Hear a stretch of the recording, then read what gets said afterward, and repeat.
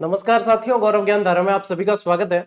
अपनी आरबीएससी की क्लास 10 चल रही है, यानी कि कक्षा 10 वाली किताब के अंदर अपन चल रहे हैं और आज अपन मारवाड़ वंश पूरा करने वाले हैं। मारवाड़ वंश के अंदर मुख्य मुख्य शासक मैंने आप लोगों को पढ़ा दिए हैं, जैसे कि राव सिंहा से लगाकर अपन ने शुरुआत की थी और उसके बाद में मालदेव और चंद्रसेन तक की अपन कहानी पूरी पढ़ चुके हैं। तो जो आरबीएससी के अंदर है, जो आरबीएससी के अंदर नहीं है, वह भी चीज मैं आप लोगों को करवा रहा हूँ।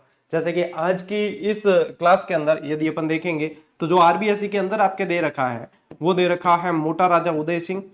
ठीक है, मोटा राजा उदय सिंह जो चंद्रसेन के बाद शासक बने। उसके बाद में आपके दे रखे हैं जसवंत सिंह, जसवंत सिंह प्रथम, जसवंत सिंह प्रथम। तो आरबीएससी की क्लास 10 की किताब में सिर्फ ये दे रखे हैं, लेकिन अपन जसवंत सिंह जी के अलावा जो बाद में शासक बने, जैसे कि अजीत सिंह जी मेन मुख्य शासक है जहां से प्रश्न बनते हैं, अभय सिंह जी से प्रश्न बनते हैं, जसवंत सिंह द्वितीय से प्रश्न बनते हैं।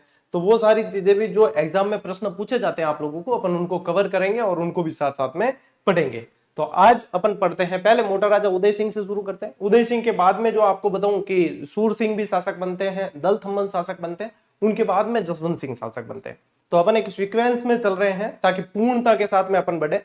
आज मारवाड़ का इतिहास जो है समाप्त हो जाएगा और सोमवार से फिर अपन वही आरबीएससी की किताब में से कछवा वंश आगे दे रखा है वो पढ़ेंगे। कछवा वंश की भी 3-4 क्लासें आएगी, क्योंकि वो भी व्यवस्थित तरीके से पढ़ना है। उसके बाद में जैसे जैसे आगे किताब बढ़ेगी वैसे चलते चले जाएंगे। ठीक है, देखिए भाई, अब मालदेव और चंद्रसेन वाली अपन ने कहानी पढ़ी। चंद्रसेन जो है मुगलों से संघर्ष करते हैं और जंगलों में भटकते हैं। मारवाड़ का प्रताप, मारवाड़ का अग्रगामी शासक इन्हें कहा गया। विश्वेश्वर नाथ रेहू और राम सिंह सोलंकी ने इन्हें ये उपमा दी। तो वो जो है जंगलों में भटकते हैं और आपको पता है नागौर दरबार के अंदर जब 1570 में नागौर दरबार लगा था तो वहां पे चंद्रसेन के भाई राम सिंह और उदय सिंह भी मौजूद थे और चंद्रसेन भी गए थे कि यदि अकबर उनको जो है जो जोधपुर उनका वापस दे दे तो ठीक है, लेकिन उन्होंने देखा कि उनका तो रुझान अपने भाइयों की तरफ ज्यादा था, तो फिर वो वहां से निकल गए थे। बाद में चंद्रसेन के बाद जो है फिर ये मोटा राजा उदय सिंह को यहाँ से शासक बनाया जाता है, जिन्होंने मुगलों के साथ में वैवाहिक संबंध भी स्थापित किए थे। ये ध्यान रखना है अपने को। देखो, मोटा राजा उदय सिंह का जो टाइम पीरियड है वो है 1583 से 1559, क्योंकि बीच में आप लोगों को पता है कि खालसा रहा था, कुछ समय तक खालसा रहा था। कि ये देखो 1581 से 1583 के बीच मारवाड़ खालसा रहा था। खालसा का मतलब क्या होता है? सीधे केंद्र के अधीन, यानी कि रेवेन्यू टैक्सेस जितने भी बनते हैं वो राज्य के पास नहीं आके सीधा सेंट्रल में जाता है, सीधा केंद्र के अधीन रहता है, उसको कहा जाता है खालसा। तो ये खालसा वाला टाइम पीरियड जो है वो कई बार पूछा गया है, एग्जामिनर पूछता है इसको, ध्यान रखना। 1581 से 1583 तक ये खालसा रहा था। इसके बाद में 1583 को उदय सिंह को शासक बना दिया था। तो 1583 ईस्वी में उदय सिंह को जोधपुर का शासक नियुक्त किया गया और ये राव चंद्रसेन के भाई थे। अब देखो, ये वैवाहिक संबंध करते हैं ना, ये मोस्ट इंपॉर्टेंट है, यहां से प्रश्न बनता ही बनता है। तो ध्यान रखना 1587 में, अब ये सन यहाँ पे ध्यान रखना है, क्योंकि नॉर्मली अपन स्टडी करते हैं तब ये 1587 सन नहीं पढ़ते अपन। तो हो सकता है आगे जो पैटर्न चल रहा है, जो आपके कथन कारण वाला, जो आपके सुमेलन वाला पैटर्न चल रहा है, तो उसमें ये दे सकते हैं कि इन्होंने वैवाहिक संबंध कब स्थापित किए। तो 1587 में अपनी पुत्री जोधाबाई, अब देखो जोधाबाई जहां भी आता है तो ध्यान रखना जोधाबाई खूब है मारवाड़ के, और मतलब राजस्थान के इतिहास में जोधाबाई खूब हुई। जोधाबाई अक्सर राजा की बड़ी पुत्री को कहा जाता था, इसलिए जोधाबाई कई जगह नाम मिलेगा। अब आप कहानी पढ़ते हो जोधा अकबर, तो वहां पे वो जोधाबाई है, उनका एक्चुअल नाम हरकाबाई है, जो अपन कछवा वंश के अंदर पढ़ेंगे भी, है ना। कछवा वंश के अंदर ये चीज पढ़ने वाले भी है, वहां पे वो चीज अलग तरीके से अपने को पढ़नी। यहाँ पे ये जो जोधाबाई है, इनका वास्तविक नाम था जगत गुसाई। इनका वास्तविक नाम क्या था? जगत गुसाई। इनका विवाह मुगल बादशाह जहांगीर से किया गया। किससे किया? जहांगीर से किया। ठीक है, और ये मानबाई भी कहलाई, ये मानबाई भी कहलाई, ये यहाँ की मानबाई मारवाड़ की। एक मानबाई कछवा शासक की, कछवा वंश की थी, जो जयपुर की मानबाई भी थी, उनका विवाह भी इससे हुआ है। अब एक मानबाई से खुर्रम पैदा होता है और एक से खुसरो पैदा होता है। ठीक है, तो ये चीज ध्यान रखनी है। और खुर्रम को जिसने जन्म दिया वो ये मानबाई थी। तो यही चीज आपको कंफ्यूज करती है और यहीं पे ध्यान देना है। देखो, शाहजहां, खुर्रम के नाम से कौन जाना गया? शाहजहां जाना गया, जो इसी जोधाबाई का पुत्र था, इसी जोधाबाई का था। खुसरो जयपुर वाली मानबाई का पुत्र था। खुसरो क्या ध्यान रखोगे? खुसरो किसका पुत्र था? खुसरो मानबाई जयपुर, इनका पुत्र था खुसरो। तो खुसरो, वैसे मुगलों के अंदर देखो तो सबसे सुंदर राजकुमार जो हुआ है ना, वो खुसरो हुआ है। और खुसरो को बाद में इसकी ही मां ने जो है मार दिया था, ऐसी परिस्थिति बन गई थी। तो ये भी आप लोगों को ध्यान रखना है कि खुसरो इन मानभाई जयपुर का इनका पुत्र था। अब देखो यहाँ पे इस विवाह के अवसर पर अकबर ने उदय सिंह को 1000 का मनसबदार बना दिया, और ये भी आप लोगों को ध्यान रखना है, यहां से भी प्रश्न पूछ सकते हैं। मोटा राजा उदय सिंह से मोटे मोटे प्रश्न भाई साहब ये बनते हैं आप लोगों के, और जो अकॉर्डिंग टू आरबीएसई है। अब लियो एक बार स्क्रीनशॉट फटाफट।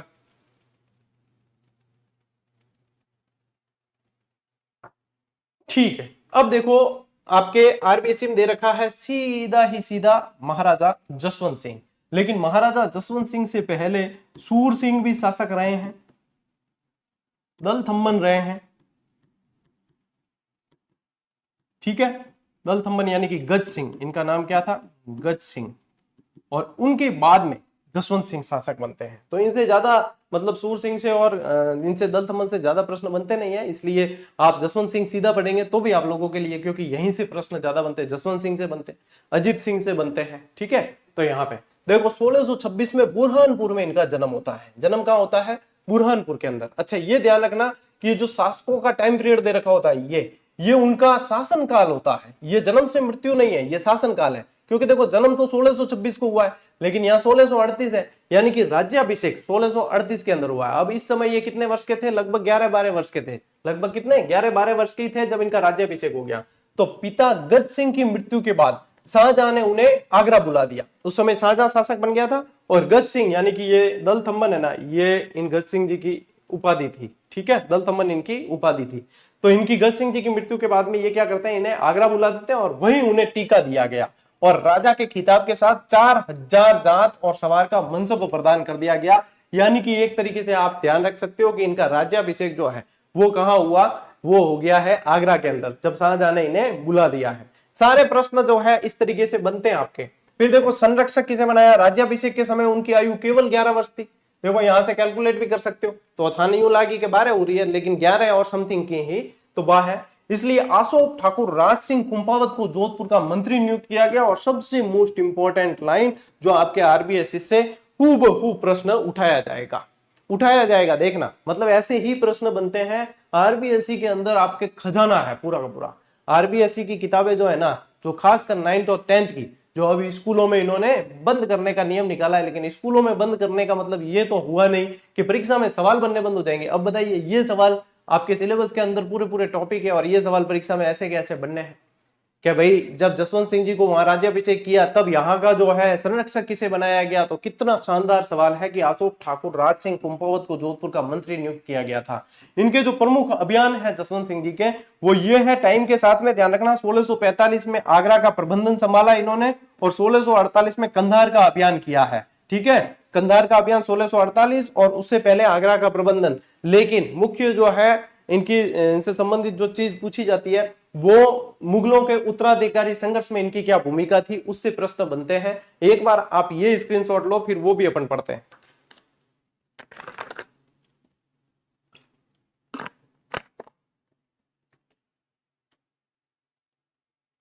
देखो मुगलों के जो उत्तराधिकार का संघर्ष चला है, यानी कि शाहजहां के बाद शासक कौन बनेगा, मेन मुख्य उत्तराधिकारी संघर्ष वही चलता है। शाहजहां के बाद में 4 पुत्रों के अंदर उत्तराधिकारी संघर्ष चलता है, ठीक है। तो वहां पे जो है ये इनकी क्या भूमिका रहती है वो देखो। ये संघर्ष चला है 1657-58 के अंतर्गत, जिसमें धर्मत का एक युद्ध होता है, जिसमें औरंगजेब के विरुद्ध दारा सिकों का ये साथ देते हैं। जसवंत सिंह जी जो है दारा सिकों शाहजहां का सबसे बड़ा पुत्र था और सबसे विद्वान भी था। इसे लघु अकबर के नाम से भी जानते हैं दारा सिकों को। और औरंगजेब भाई साहब सबसे मतलब कूटनीति का आदमी था, पावरफुल भी था। तो पहले जो धर्मत का युद्ध हुआ उसके अंदर जो है जसवंत सिंह जी ने दारा सिकों का साथ दिया, ठीक है। दारा सिकों एक तरीके से मान सकते हो कि शाहजहां की तरफ से लड़ा है, कि शाहजहां की तरफ से लड़ा है। और कासिम खां के विश्वासघात के कारण दारा की हार हुई और जसवंत सिंह को जोधपुर लौटना पड़ा। अब देखो ये यहाँ पे कासिम खान ने विश्वासघात किया इस धर्मत के युद्ध में, इसके कारण दारा सिकों की हार हो जाती है और जसवंत सिंह आते हैं जोधपुर, यानी कि हार कर आए हैं जोधपुर। अब जैसे ये जोधपुर आते हैं तो मेहरानगढ़ दुर्ग के अंदर जाते हैं, और वहां पे जब सेना पहुंचती है तो जसवंत सिंह जी के लिए, जब जसवंत सिंह जी की पत्नी होती है, उदयपुरी रानी के नाम से जाना जाता है जिन्हें, उनका नाम है जसवंत दे। उनका क्या नाम है? जसवंत दे उनका नाम था। यहाँ पे ध्यान रखना आप, जसवंत दे, पत्नी का नाम क्या था? जसवंत दे। तो ये जसवंत देव को जब पता चलता है कि अपने महाराज तो भाई जीत कर नहीं आए हैं और नई वीर गति को प्राप्त हुए हैं, तो हार कर आए हैं, हार का मुंह देख कर आए हैं, तो ये रानी जो है आदेश देती है कि अपने भाई दुर्ग का आड़ा खोलना ही नहीं है, अपने दुर्ग के दरवाजे नहीं खोलने हैं। जसवंत सिंह जी आते हैं और गुहार लगाते हैं कि भाई दुर्ग के दरवाजे क्यों नहीं खोल रहे, क्या हो गया। तो फिर ये उदयपुरी रानी जो है वो इनसे कहलवा देती है कि जो युद्ध में हार के आए वो मेरा पति नहीं हो सकता, वो क्षत्रिय नहीं हो सकता, या तो क्षत्रिय युद्ध में जीत कर आते हैं या वीर गति को प्राप्त होते हैं, ये कोई अन्य व्यक्ति है जो युद्ध में हार कर आया है और दुर्ग के दरवाजे खोलने के लिए आग्रह कर रहा है, बताइए। ऐसा प्रसंग हुआ था और जसवंत सिंह जी ने बहुत रिक्वेस्ट की लेकिन इन्होंने दरवाजे नहीं खोले थे। फिर जसवंत सिंह जी की जो माँ होती है, माँ तो माँ है, बेटे के लिए दिल पसीज जाता है, तो जसवंत सिंह जी की माँ होती है वो रानी जसवंत देव को समझाती है कि भाई जो भी है देखो परिस्थितियां उजिया करे, पाछो आवणो भी पड़े, कर जाता भाई वो विश्वासघात कर दियो वगैरह, ई खातिर ओ वो है तो आडा तो खोलना पड़ी भाई, बिंग बाद में देखा घर को मैटर घर में ही। तो फिर जो है जसवंत दे राजी होती है, दरवाजे खोलते हैं, लेकिन ऐसा कहा जाता है कि जहां पे राजा महाराजाओं के जैसे खाना वगैरह चांदी के बर्तनों में खाते थे, तो उस समय इनको लकड़ी के बर्तनों में और ऐसे खाना दिया गया था, ऐसा भी इतिहासकार लिखते हैं कि भाई ये भी आपके क्या है, इसकी आप हार के आए हैं, इसके एवज में ये है, ठीक है। तो यहाँ पे ध्यान रखें, जसवंत सिंह के हार कर लौटने पर उनकी उदयपुरी रानी ने किले के द्वार खोलने से मना कर दिया और उनका मानना था कि राजपूत या तो युद्ध में जीत कर लौटते हैं या वहीं मर मिटते हैं, वे सती होने की तैयारी करने लगी। फिर बाद में इनकी मां ने जो है बीच में मोर्चा संभाला, तो रानी की मां के समझाने पर और जसवंत सिंह द्वारा पराजय का बदला लेने का वचन देने पर किले के द्वार खोले गए। इतिहासकार श्यामल दास ने इस कथा को मान्यता दी है, श्यामल दास ने मान्यता दी है। श्यामल दास की पुस्तक कौन सी थी, वीर विनोद।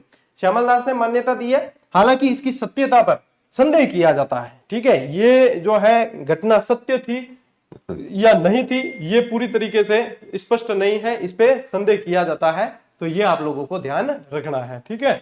चलिए स्क्रीनशॉट लो एक बार।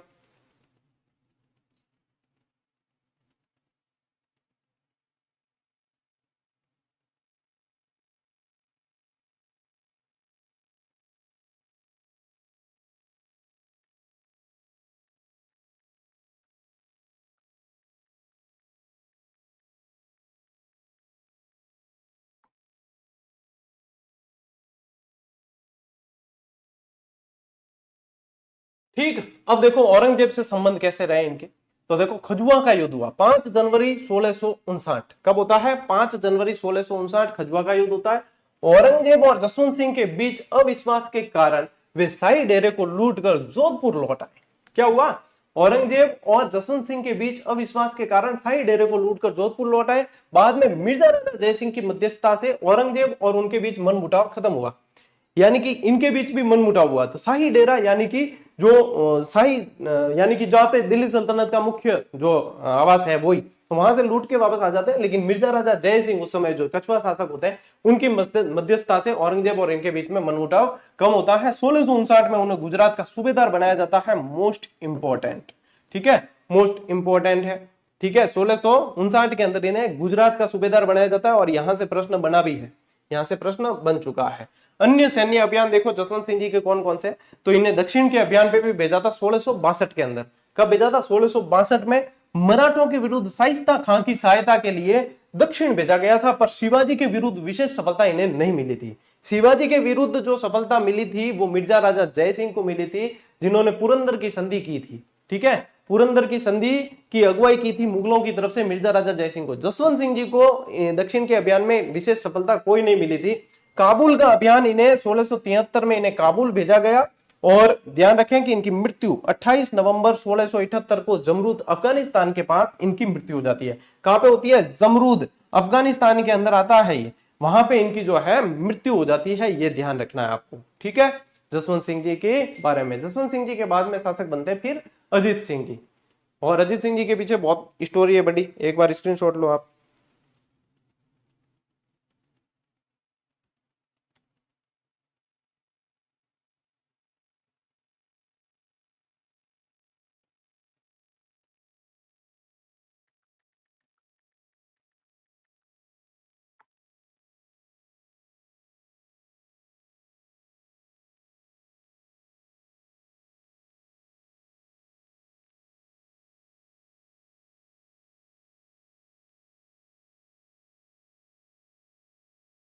अब देखो जसवंत सिंह जी के विद्वानों को मतलब जसवंत सिंह जी ने कई सारे विद्वानों को भी आश्रय दिया था, और जसवंत सिंह जी खुद भी बहुत अच्छे मतलब लेखक थे, विद्वान थे, इनकी खुद की भी पुस्तक है। तो इनके विद्वानों से संबंधित आपको पूछ सकते हैं। देखो इनके समय प्रमुख विद्वान के अंदर सूरत मिश्र, नरहरि दास, नवीन कवि और बनारसी दास, ये चारों ही आप लोगों को ध्यान रखने हैं। सूरत मिश्र, नरहरि दास, नवीन कवि और बनारसी दास, ये इनके समय के प्रमुख विद्वान थे। और मुहणोत नैण सिंह, ये जसवंत सिंह के मंत्री थे, जसवंत सिंह के दीवान रह चुके हैं, और इन्होंने बहुत शानदार राजस्थान के इतिहास के अंदर भूमिका निभाई है, जिसमें मुहणोत नैण सिंह ख्यात और मारवाड़ परगनारी विगत, ये दो रचनाएं बहुत पढ़ने में आती है और एग्जामिनर पूछता भी है। तो मारवाड़ी परगनारी विगत जो है उसके अंदर ऐसे जनगणना संबंधी और ऐसे आंकड़े बहुत ज्यादा मिलते हैं, आंकड़ों पे लिखी हुई है, इसलिए इसे राजस्थान का मारवाड़ का गजेटियर कहा जाता है। इसे क्या कहा जाता है? राजस्थान का या मारवाड़ का गजेटियर।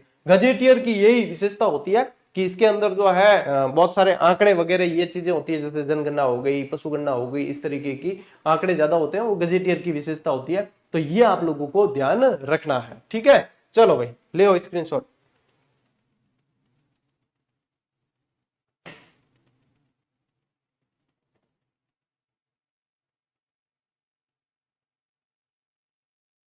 अब देखो थांगे मतलब है नहीं इम तो आ चीज तो होगी पूरी, यानी कि आरबीएससी के अकॉर्डिंग तो मारवाड़ रो इतिहास होगो पूरो ही, लेकिन इनके अलावा जो प्रश्न बने जो थान ध्यान रखना है वो भी मैं शामिल करिया है कि ए भी भाई मोस्ट इंपोर्टेंट है। तो आने भी थे एक बार नजर मार लो, आने भी थे एक बार पढ़ लो, ताकि अपार मन में और संदेह नहीं रहे कि अपार मारवाड़ रो इतिहास तो अजी अधूरो है, ठीक है। तो देखो अब आगे ध्यान रखना आपको, जोधपुर महाराजा अभय सिंह और सर बुलंद खां के बीच हुए अहमदाबाद के युद्ध का आंखों देखा वर्णन, ये मोस्ट इंपोर्टेंट है। जो अपनी वन लाइनर किताब आती है ना उसमें से लिया गया है, ये राजरूपक की वीर बाण द्वारा रचित राजरूपक में मिलता है। देखो अजीत सिंह राठौड़ का टाइम पीरियड रहता है 1679 से 1724 तक रहता है। इनको गद्दी पर बिठाने में किसने सहयोग दिया था? तो वीर दुर्गादास राठौड़ का सहयोग रहा था। इनको गद्दी पे बिठाने में वीर दुर्गादास राठौड़ का सहयोग रहा था। अब ये यहाँ पे देखो, यहाँ क्या होता है कि इस समय अजीत सिंह और इनका नाम भी होता है, जैसे कि इसका नाम भी दल थमर रखा गया, इनका एक भाई था, तो वो वहां से जमरूद उनकी मृत्यु होती है, तो वहां से जो है यहाँ आ रहे होते हैं, तो इनको सीधा ही औरंगजेब बुला लेता है अपने यहाँ पे, ठीक है, अपने वहां बुला देता है। रास्ते में जो इनका भाई होता है अजीत सिंह जी का, उनकी तो मृत्यु हो जाती है, और इनको अजीत सिंह जी को वहां बुला के नजरबंद कर दिया जाता है, और अजीत सिंह जी को जो है किसी से मिलने वगैरह नहीं दिया जाता, इनकी रानी को, और वो भी बुला दिया जाता है। वीर दुर्गादास राठौड़ के प्रयासों से इनको वहां से निकाला जाता है, और फिर वहां से जो है सिरोही के कालंदरी में रखा जाता है, और वहां पे फिर भाई ये घोषणा की जाती है कि ओरिजिनल अजीत सिंह जो है वो ये है, ऐसी स्टोरी यहाँ पे चलती है, ठीक है। जोधपुर के किस राजकीय व्यक्ति को भागवत कथा आधारित गज उद्धार ग्रंथ की रचना का श्रेय जाता है? तो ये महाराजा अजीत सिंह जी की रचना है। और फतेह महल, घनश्याम जी का मंदिर, जोधपुर आदि इमारतों का निर्माण भी किसने करवाया? ये भी अजीत सिंह जी ने करवाया है। अजीत चरित्र, गुण सागर, निर्वाण दुहा, दुर्गा पाठ, भाषा, गज उद्धार ग्रंथों की रचना ये भी अजीत सिंह जी की है। और गौरी शंकर हीराचंद ओझा ने किस राजा को कान का कच्चा कहा था? राजा अजीत सिंह जी को कहा था, क्योंकि ये कान के कच्चे थे, इसीलिए जिन्होंने इनको राजा बनाने में मदद की दुर्गादास राठौड़ ने, उनसे भी इनकी अनबन हो चुकी थी, और दुर्गादास राठौड़ अपना अंतिम समय जो है उज्जैन के अंदर शिप्रा नदी के तट के आसपास ही बिताते हैं, ठीक है। अजीत सिंह की धाय माँ थी गोरा धाय, ये भी ध्यान रखना। अपने पुत्र का बलिदान देकर अजीत सिंह को औरंगजेब की कैद से छुड़ाने के कारण इन्हें मारवाड़ की पन्ना कहा जाता है। मारवाड़ की पन्ना धाय पूछे तो ये है गोरा धाय, आपको ये ध्यान रखना है। और औरंगजेब की कैद से अजीत सिंह को निकालकर मुकुंदास खींची ने कहा ठहराया था? तो कालंदरी, जो सिरोही के अंदर एक स्थान पड़ता है। तो यहाँ पे देखो छुड़ाने में मुख्य भूमिका दुर्गादास राठौड़, यहाँ पे गोरा धाय की और मुकुंदास खींची की है, जो मोस्ट इंपोर्टेंट है। मारवाड़ के किस शासक ने 1715 में अपनी पुत्री इंद्रकुवरी का विवाह मुगल सम्राट फर्रुखसियर के साथ किया था? तो वो अजीत सिंह ही थे जिन्होंने ये विवाह, इनका चंद्रकुवरी का विवाह फर्रुखसियर के साथ में किया था, ठीक है। और अजीत सिंह ने अपनी अन्य पुत्री सूरज कुवरी का विवाह कछवा शासक सवाई जय सिंह के साथ किया था। एक और पुत्री थी, उनका विवाह किसके साथ कर दिया? सवाई जय सिंह के साथ कर दिया। तो ये भी आपको ध्यान रखना है, एक बार ले स्क्रीनशॉट। देखो मारवाड़ से निष्कासन के बाद दुर्गादास को मेवाड़ राज्य के अंदर क्या पद दिया गया? तो वहां पे ये मेवाड़ चले गए थे पहले एक बार, तो वहां हाकिम का पद दिया, उसके बाद में इन्होंने अपना अंतिम समय उज्जैन में बिताया है। दुर्गादास राठौड़ के पिता का नाम क्या था? आस्करण।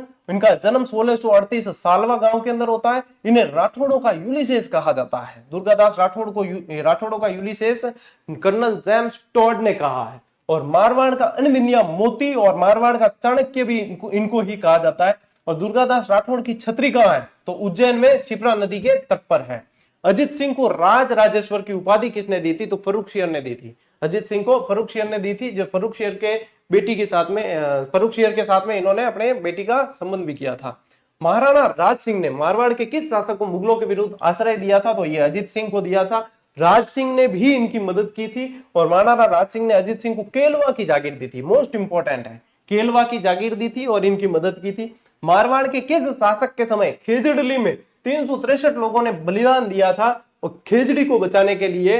वो अभय सिंह के समय दिया था। 1730 की घटना है, जब मेहरानगढ़ दुर्ग के दरवाजों की मरम्मत करने के लिए वहां से एक सैनिक टुकड़ी आती है पास के खेजड़ली गांव के अंदर और हरे पेड़ों को काटने जाती है। तब अमृता देवी बिश्नोई, रामोजी बिश्नोई, इनके नेतृत्व के अंदर 363 महिलाओं और पुरुषों ने अपने प्राणों का बलिदान दिया, लेकिन खेजड़ी को काटने से बचाने के प्रयास किए हैं इन्होंने। ठीक है, और ये घटना अपन सभी जानते हैं। मारवाड़ की नूरजहां के नाम से प्रसिद्ध गुलाब राय किसकी पासवान थी? तो ये विजय सिंह की पासवान थी। विजय सिंह का इनके ऊपर बहुत ज्यादा प्रभाव था। तो ये गुलाब राय का मतलब शासन के अंदर भी बहुत ज्यादा हस्तक्षेप था राजपाट में, इसलिए इन्हें मारवाड़ की नूरजहां की उपाधि दी जाती है।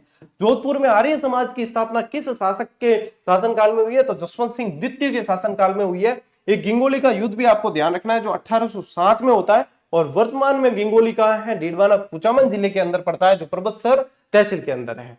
ध्यान रखना कि किस शासक के समय रामकर्ण नाम के कवि ने अलंकार समुच्चय की रचना की? तो ये भीम सिंह जी के समय किया। ये उत्तरवर्ती शासक है। उत्तरवर्ती शासक से बनने वाले सारे प्रश्न मैं आप लोगों को एक रैपिड तरीके से बता रहा हूं ताकि आप लोगों के पास में संपूर्ण जानकारी आए, क्योंकि आरबीएससी वाला मैटर तो अपन पढ़ चुके हैं, जसवंत सिंह जी तक था, लेकिन ये इसके अलावा है कि भाई ये एक्स्ट्रा भी आप लोगों को जानना है जो आपके इसमें आता है। ठीक है, 1818 की संधि के पश्चात ब्रिटिश विरोधी भावना रखते हुए जोधपुर के किस महाराजा ने अंततः संन्यास ले लिया था?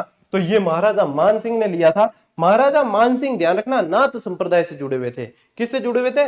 नाथ संप्रदाय का प्रभाव था इनके ऊपर। नाथ संप्रदाय का प्रभाव था और इनके गुरु थे आयसनाथ देव। इनके गुरु थे आयसनाथ देव।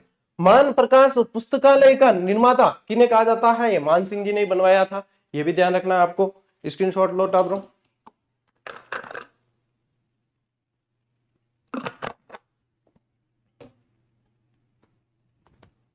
देखो, दयानंद सरस्वती की जोधपुर यात्रा। देखो, आर्य समाज की स्थापना जसवंत सिंह द्वितीय के काल में आर्य समाज से जुड़े हुए कौन थे? दयानंद सरस्वती थे। तो जसवंत सिंह द्वितीय के काल में जो है इनकी दयानंद सरस्वती का यहाँ आगमन होता है। नन्ही जान नाम की एक गणिका थी जो जसवंत सिंह द्वितीय के दरबार में थी।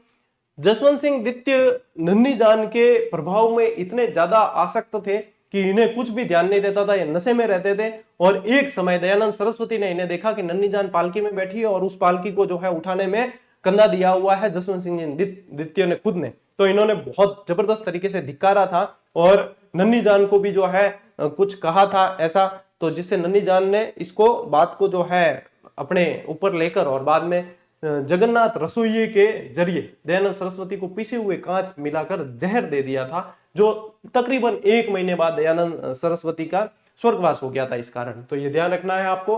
जोधपुर में कायलाना झील का निर्माण किसने करवाया? सर प्रताप सिंह ने। जसवंतड़ा का निर्माण किसने करवाया? सरदार सिंह ने करवाया, अपने पिताजी जसवंत सिंह जी की स्मृति के अंदर। ठीक है, पिता जसवंत सिंह जी की याद में, जिसे राजस्थान का ताजमहल कहा जाता है। जोधपुर के घंटाघर का निर्माण किसने करवाया? सरदार सिंह ने करवाया। चीन के बॉक्सर विद्रोह में अंग्रेजों की सहायता करने वाले शासक कौन थे? ये भी सरदार सिंह थे, ये भी ध्यान रखना है। 1911 की दिल्ली दरबार में भाग लेने वाला शासक जोधपुर से मारवाड़ से कौन थे? सुमेर सिंह प्रथम थे। ठीक है, उमेद पैलेस और उमेद अस्पताल का निर्माण किसने करवाया? शासक उमेद सिंह जी ने करवाया है। और सबसे बड़ा आवासीय भवन ये उमेद पैलेस ही है, जिसे छीतर पैलेस के नाम से भी जानते हैं, क्योंकि यहाँ के जो पत्थर है वो छीतर पत्थर है। ये सबसे बड़ा रिहायशी महल है, राजस्थान का सबसे बड़ा रिहायशी महल है। जवाई बांध जो सुमेरपुर में पड़ता है, जवाई बांध का निर्माण किसने करवाया है? ये भी उमेद सिंह जी ने करवाया है। ये जवाई बांध को जो है, ये पश्चिमी राजस्थान का, ध्यान रखना, सबसे बड़ा बांध है, पश्चिमी राजस्थान का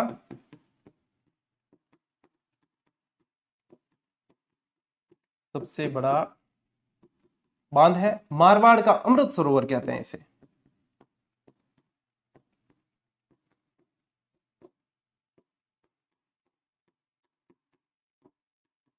ठीक है, जवाई बांध। मारवाड़ का शाहजहां के नाम से किसे जाना गया? उम्मेद सिंह जी को। किस लिए? निर्माण कार्य के लिए। जैसे शाहजहां ने ताजमहल वगैरह बनाए हैं, तो इनको भी निर्माण कार्य के लिए मारवाड़ का शाहजहां कहा जाता है। आधुनिक मारवाड़ का निर्माता, ये भी उम्मेद सिंह जी को कहते हैं। और उम्मेद सिंह जी का शासनकाल जो था 1918 से 1947 तक था। ठीक है, इन्होंने द्वितीय विश्व युद्ध में मारवाड़ की सेना को अंग्रेजों की सहायता हेतु भेजा था। तो ये भी पूछ सकते हैं, अंग्रेजों की सहायता किसने की? विलय के समय जब इस राजस्थान का विलय हो रहा था, जैसे मारवाड़ का राजस्थान के अंदर विलय हो रहा था, तब यहाँ के शासक कौन थे? वो हनुमंत सिंह थे। और हनुमंत सिंह ने जो है ये इच्छा जाहिर की थी कि वो राजस्थान के अंदर या भारत के अंदर नहीं मिलके पाकिस्तान के अंदर मिलने की इच्छा भी जाहिर की थी। पेन पिस्टल वाला जो कहानी का जिक्र होता है वो यहीं से आता है। पाक में मिलने वाली योजना बनाने वाला शासक कौन था? महाराजा हनुमंत सिंह जी थे। ये भी आप लोगों को ध्यान रखना है। ठीक, लीजिए स्क्रीनशॉट।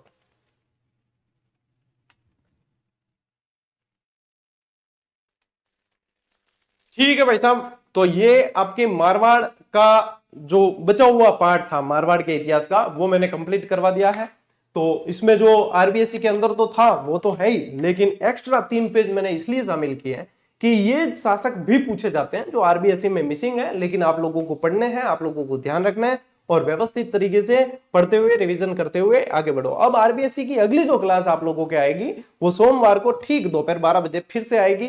और सोमवार से अपन कछवा वंश शुरू कर देंगे, जो 10वीं की किताब के अंदर आपके दे रखा है मारवाड़ शासक के, मारवाड़ के शासकों के बाद में।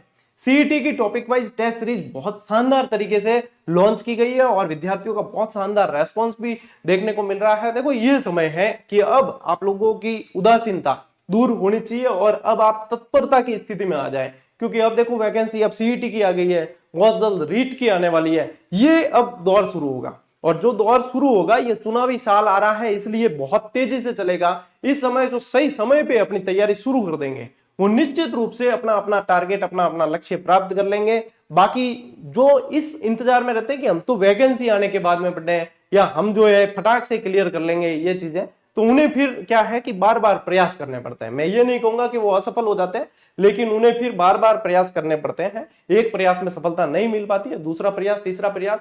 और लेकिन सीईटी जैसे एग्जाम अब जैसे 3 साल वैलिडिटी रहेगी, दूसरा प्रयास, तीसरा प्रयास आपको करने को कब मिले वो कह नहीं सकते। इसके बाद ही मोस्ट ऑफ जो है एग्जाम होने हैं, जैसे कि आपके 23 परीक्षाएं सीईटी के माध्यम से होगी, यानी कि मेन सारी परीक्षाएं आ गई। फिर बची कुछ ऐसी होती है जिसमें आप इंटरेस्ट ही नहीं लेते, जो आपको मतलब ही नहीं होता उनसे, तो उनसे कोई मतलब नहीं है। सही समय पे आप लोग सही तरीके से पढ़ना शुरू कर दो, बस मैं तो यही कहूंगा। बाकी मेरी तरफ से जितनी सहायता हो सकती है, जितना मैं एफर्ट कर सकता हूं, वो मैं और मेरी टीम मिलके कर ही रहे हैं। ठीक है, आज की क्लास में साथियों इतना ही। अब मिलते हैं अपन अगली क्लास में, अगले सेशन में। तब तक के लिए राम राम, जय हिंद।